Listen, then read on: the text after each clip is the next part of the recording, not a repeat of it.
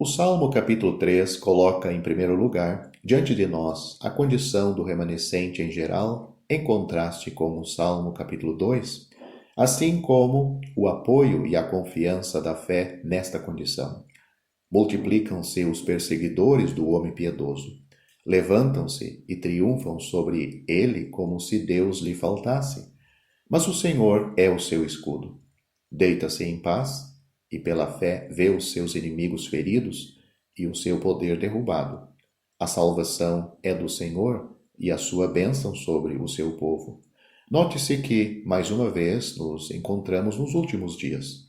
O homem piedoso, embora cercado pelos seus inimigos, descansa em paz e, profeticamente, vê a destruição deles e a bênção sobre Israel. Este salmo é a expressão da confiança em Deus no meio da multiplicidade dos inimigos e numa posição sem recurso. Sem dúvida, Cristo entrou plenamente nesta posição, mas o salmo leva-nos aos últimos dias, após ter sido estabelecido a prova do não cumprimento do Salmo capítulo 2, a quando da primeira apresentação de Cristo como Messias a Israel. O Salmo capítulo 4 difere sobre este aspecto do Salmo capítulo 3. Como os outros que encontraremos mais tarde, não é só a expressão da confiança em Deus, mas pede também a justiça contra os filhos dos homens, que difamam toda a glória que pertence ao povo do eterno Deus e particularmente ao seu rei. Mas Deus escolheu o homem piedoso e a luz da face do eterno Deus é o seu refúgio. O Salmo capítulo 3, versículo 4 e o Salmo capítulo 4, versículo 1 fazem ambos menção da graça de Deus, como sendo conhecida por experiência. O Salmo capítulo 5 apresenta-nos a súplica do homem piedoso. Apela ao caráter de Deus como correspondendo necessariamente ao do justo e como exigindo que Deus o escute e julgue o malvado. Se o justo ama a piedade, certamente Deus a ama também. Se o justo odeia a maldade, certamente Deus a odeia. Aquele que o fiel invoca neste salmo responde ao que é o Pai justo na boca do Senhor Jesus, no capítulo 17 do Evangelho de João. Unicamente com esta diferença, que ali a resposta foi o céu, aqui é a terra, neste Salmo capítulo 5, consequentemente, consequência necessária da diferença da posição de Cristo sobre a terra e do remanescente. No Salmo capítulo 6, o remanescente coloca-se num outro campo. Os fiéis são oprimidos, a sua alma é perturbada.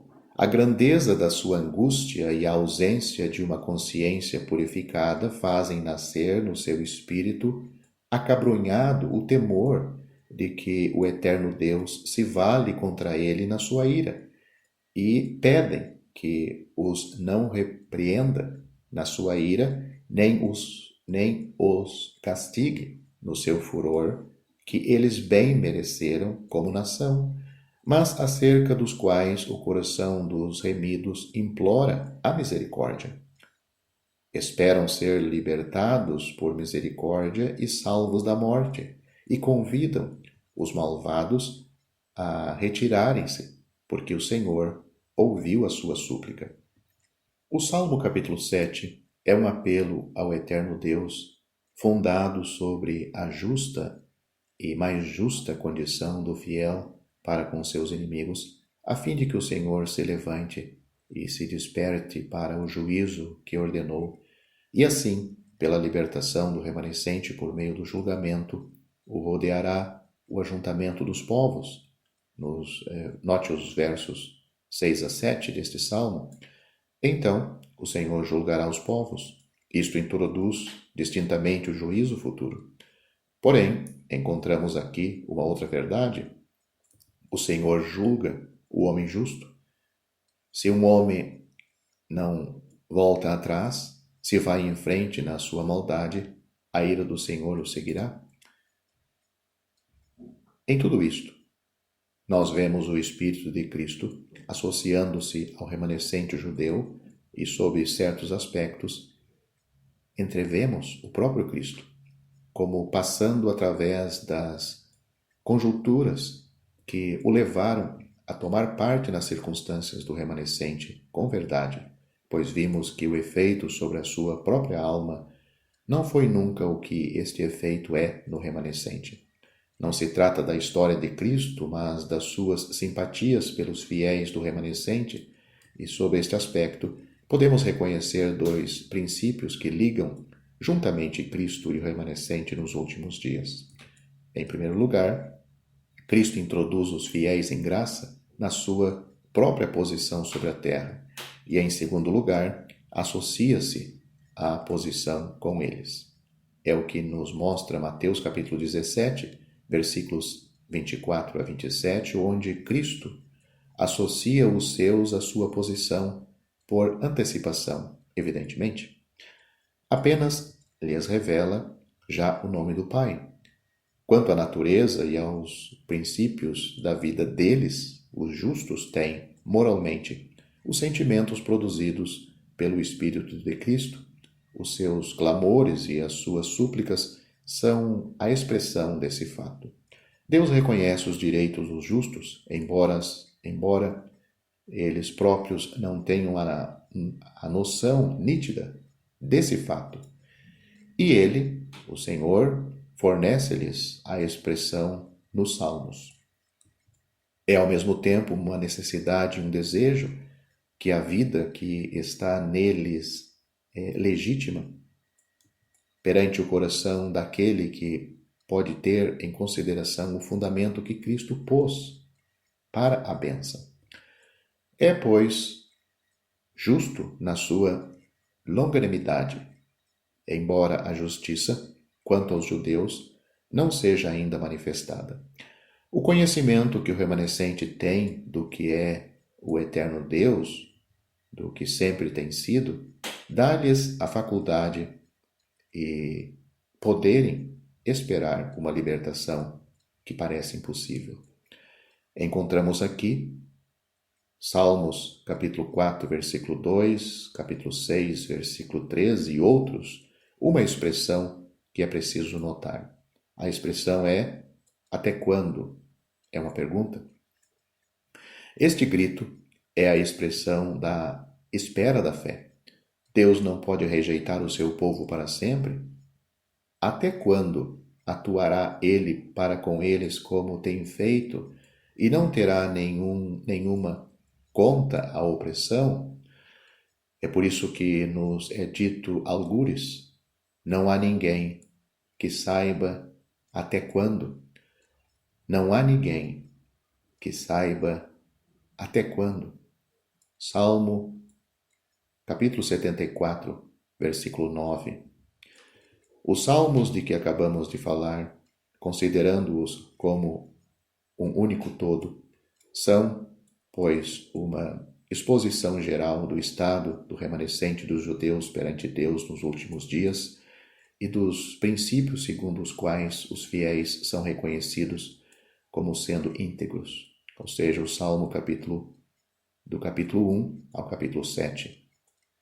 Até aqui, ainda não encontramos a poderosa efusão dos sentimentos dos fiéis sobre o peso da aflição. Está, pois, Cristo longe deles todos? Certamente que não. De outro modo, não teríamos os Salmos. Pelas suas simpatias, Cristo entra na condição deles, forma a fé dos seus corações nesse estado pelo seu Espírito e entra assim plenamente e de maneira mais impressionante na sua condição de humilhação. Estes salmos não são a expressão dos seus próprios sentimentos, os sentimentos do Senhor, de Cristo, Estes salmos não são a expressão dos seus próprios sentimentos quando ele estava sobre a terra, embora, preciosa verdade, tenha aprendido pelos seus próprios sofrimentos em circunstâncias semelhantes a suster, por meio de uma simples palavra, aquele que está cansado e sobrecarregado. Veja, por exemplo, o capítulo 50 de Isaías. Mais umas observações finais. Os versículos 22 a 24 do capítulo 9 de Levítico apresentam-nos esta verdade de uma maneira impressionante. A aceitação por Deus do sacrifício não era manifestada antes de Moisés e Arão. Cristo, como sacerdote e rei, tem saído do tabernáculo onde tinha entrado. Moisés e Arão são figuras de Cristo como sacerdote e rei. Note o versículo 23 de Levítico capítulo 9. Em seguida, o povo adorava, mas Arão abençoava antes. Junto da oferta, note o versículo 22 do capítulo 9. Sabemos que pelo Espírito descido do céu, o Espírito Santo descido do céu, que a oferta foi aceita, enquanto o sacerdote está ainda adentro do véu. E por ele, Jesus, o sumo sacerdote, conhecemos o pleno e inteiro valor da justiça divina. Outra nota final também. Sabemos que vários salmos, de entre eles, e principalmente o Salmo 22, nos fornece a expressão dos seus sentimentos pessoais, os sentimentos de Cristo, pessoais. E, por outro lado, não seria exato afirmar que não se encontra nos Salmos, que não se aplicam diretamente a ele, nenhuma palavra que exprima os seus sentimentos. Terei a ocasião de citar vários exemplos no decorrer do nosso estudo e estabeleci já o princípio da sua aplicação. Mas aqui falo dos salmos de que nos ocupamos neste momento, a saber, dos salmos 3 a 7. Chegamos agora ao Salmo capítulo 8, que fecha a exposição da condição do remanescente e dos desígnios de Deus concernentes ao ungido do Senhor rejeitado. O que nos é dito aqui é o ainda pela boca do remanescente, considerado como libertado. É dito: ó Senhor, Senhor nosso. É em vão que as nações se levantam contra ti? Também é dito: quão admirável é o teu nome em toda a terra, pois expuseste nos céus a tua majestade. Não se trata aqui do rei em Sião, embora certamente ele venha a reinar como tal, mas de uma glória que está estabelecida acima dos céus. Não é somente o povo do grande rei que é assim abençoado, temos perante nós a glória do nome do eterno Deus, o Senhor de Israel, em qualquer lugar onde habitem os filhos dos homens. Não como se fosse questão, neste salmo, do estabelecimento de Cristo sobre o monte de Sião, mas a palavra de Deus apresenta-nos aqui esta glória em relação com a elevação do Filho do Homem, não só acima dos filhos dos homens, mas também acima de todas as obras das suas mãos, em todos os lugares do seu domínio, sem que nenhuma seja excetuada. E quem é este o Filho do Homem? Foi feito por um pouco menor do que os anjos por causa da paixão da morte, coroado agora de glória e de honra e estabelecido. Note a epístola aos Hebreus, mostra-nos que isto ainda não está consumado, como dizia então, e estabelecido sobre todas as obras da mão de Deus. Não pode ser rejeitado como Cristo, mesmo quando esse título devesse ser também realizado mais tarde nele, por aquele que dos altos céus se ri da raiva impotente dos reis da terra. Então, não pode ser rejeitado como Cristo sem, em primeiro lugar, sem que primeiro os desígnios de Deus lhe tivesse preparado uma posição ainda mais gloriosa, a saber, ser coroado de glória nos céus e constituído dominador sobre todas as coisas. O título de Filho de Deus e de Filho de Davi, Rei em Sião, são os seus títulos sobre a terra. Veja o Evangelho de João, capítulo 1, versículos 49 a 51. Mas a sua primeira rejeição como tal abre-lhe essa glória mais extensa que ele tem igual e juntamente adquirido, o que pertence ao Filho do Homem, segundo os desígnios de Deus. É por esse motivo que vemos o Senhor proibir aos seus discípulos que continuassem a dizer que ele era o Cristo. Note no Evangelho de Mateus, capítulo 16, versículos 20 a 21, capítulo 17, versículo 12, Lucas capítulo 9, versículos 20 a 22. Porque ele era, então, virtualmente rejeitado por Israel, porque o Filho do Homem devia sofrer e ser rejeitado, entregue aos gentios, morrer e ressuscitar. Sem dúvida, havia a graça para com Israel, mas era a graça para com o homem em Cristo. E o Senhor de Israel, o eterno Deus, tinha assim um nome magnífico sobre a terra. Este glorioso resultado do fim desse salmo é proclamado pela boca do remanescente, embora esse resultado seja o fruto de uma glória bem mais excelente e seja dependente dela, em presença do furor e da maldade dos seus inimigos, e para confundir os opressores e os infatigáveis, cruéis e impiedosos perseguidores dos seus santos e do seu povo, Deus escolheu o que há de mais fraco sobre a terra para dali tirar o seu perfeito louvor. A recepção de Cristo entrando em Jerusalém, montado num jumentinho, apresentando-no-lo como uma imagem antecipada, mas o pleno cumprimento é para os últimos dias. Cristo tinha recebido o testemunho como Filho de Deus ao ressuscitar Lázaro, como filho de Davi na sua entrada em Jerusalém, como filho do homem, quando os gregos subiram. Mas ele morreu para ter esta última glória. Note João capítulo 12, versículo 24. Nos últimos dias, ele não faltará sobre a terra, mas virá com grande poder e glória. Há quanto espera por esse dia? Enquanto espera por este dia, está coroado de glória e de honra num lugar mais excelente. Este salmo, de que agora nos ocupamos, tem um caráter de elevação e de energia em relação com a grande libertação que celebra.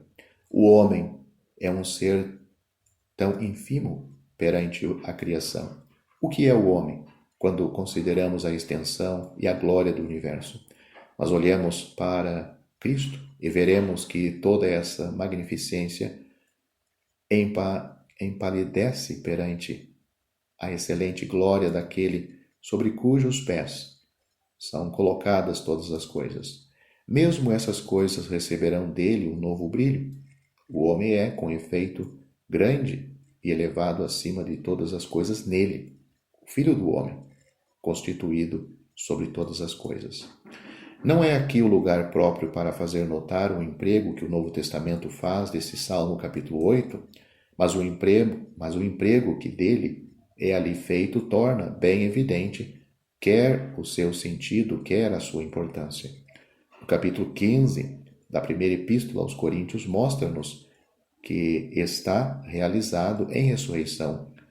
Pelo capítulo 2 da Epístola aos Hebreus, aprendemos que a sujeição de todas as coisas sobre os pés do Filho do Homem terá lugar no porvir, e essas coisas ainda não estão, atualmente, colocadas sobre os pés de Cristo, mas ele está já coroado de glória e de honra.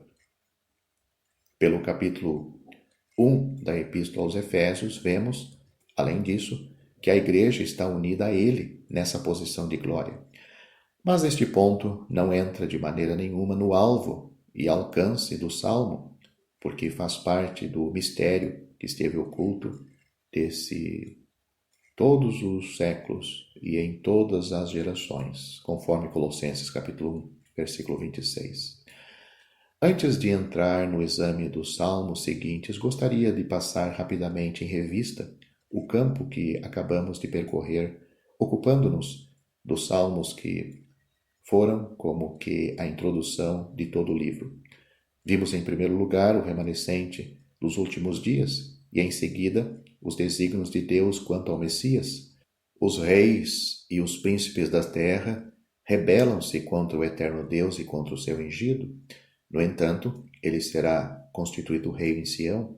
Encontramos em seguida, nos Salmos 3 a 7, os grandes princípios da marcha do remanescente no meio das circunstâncias que o Senhor mesmo se encontrava.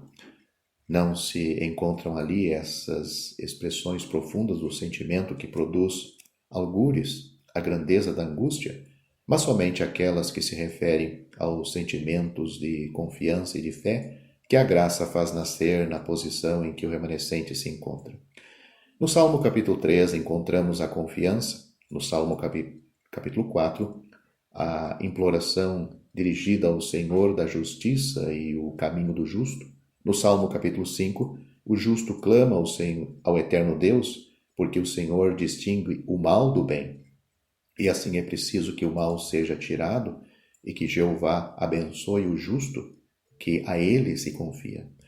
O Salmo capítulo 6 faz apelo à compaixão. O justo, de alma perturbada, suplica ao Senhor que não o repreenda na sua ira, e o Senhor ouve-o na sua angústia, a fim de o salvar da morte. No Salmo capítulo 7, o justo pede a intervenção do Senhor contra os seus perseguidores, colocando em contraste a conduta deles e a sua conduta para com eles, mas o Senhor julga o seu povo. Tais são os principais elementos das relações do Senhor e do remanescente do seu povo nesses dias. Quão precioso não será para os fiéis encontrar assim, para a sua fé, um sustentáculo e uma expressão bem elevada acima dos seus temores, por meio desses testemunhos de graça do Espírito de Cristo, a fim de serem conduzidos e justificados nas suas melhores esperanças e acalmados no meio dos seus mais e justificados temores.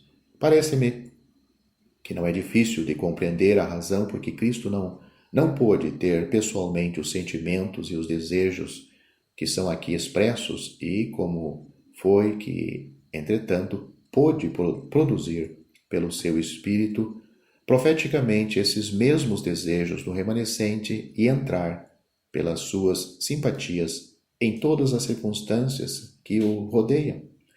Ele desceu do céu e não perdeu nunca o Espírito que ali se respira, embora se encontrasse nas circunstâncias que a sua presença sobre a terra acarretou sobre si. Mas esse Espírito é o amor. Cristo estava acima do mal, no poder do amor e na consciência dos diversos sentimentos que devia necessariamente ter o Filho do Homem, que está no céu, embora passasse por todas as aflições a que podia ser sujeito o Filho do Homem sobre a terra. Passou através de toda a angústia que o pecado e a infatigável inimizade do homem, assim como a insensibilidade dos seus discípulos podiam atrair sobre ele.